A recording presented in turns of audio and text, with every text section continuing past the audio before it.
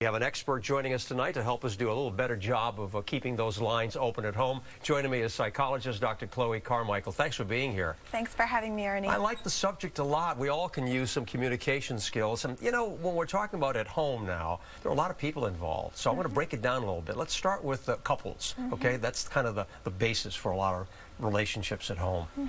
Well, with couples these days, a lot of, two working families, people are really hectic. So something that can be nice to help couples recenter and talk at the end of every day is what I call the high-low game. So at the end of the day, you and your spouse each tell each other what was the high point and the low point of your day. Yeah, that's pretty good. I mean, that sort of keeps it current and connected to knowing exactly what's going on in your life every day. I like that instead of losing time.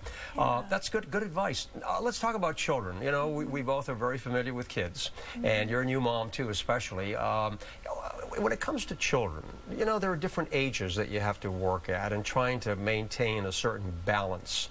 How do you handle that? Well, with kids, I feel like one important thing is to have the phone-free dinner. And that goes for the kids as well as the parents. And it actually also cuts across all ages now because, we have 5-year-olds with tablets. Right. And so when I say phone-free dinner, what I really even mean is device-free dinner. That's good.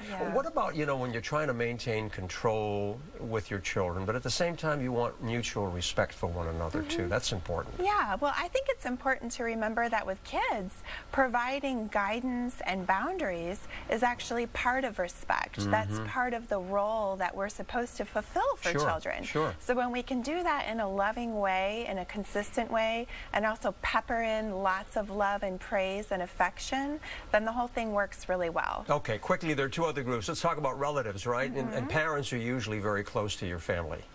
Yeah, talk about communication skills there. How do you handle it? Yeah, with parents, I think that it's important for the family unit, the husband and wife, to let their mom and dad know how much they really appreciate that input and to have that older generation around. But at the same time, the husband and wife have to make it really clear that this is their home and their household. And so when, maybe the in-laws are trying to say plan out the holidays, a handy phrase can be, let me check with my spouse. Oh, that's smart. Mom, that's a great idea. Let me just check with my husband.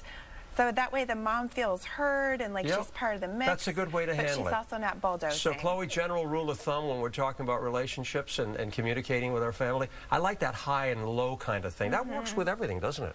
It does, it does. The high and low is great. Another way that you can think about it sometimes is when you're listening to someone to ask, what does this person need from me right now? Because that keeps you focused on their needs, but also reminds you of your own value. Good stuff. Good communication skills. Dr. Chloe Carmichael, thank you so much for joining us. Thanks for having me. Thanks for being here.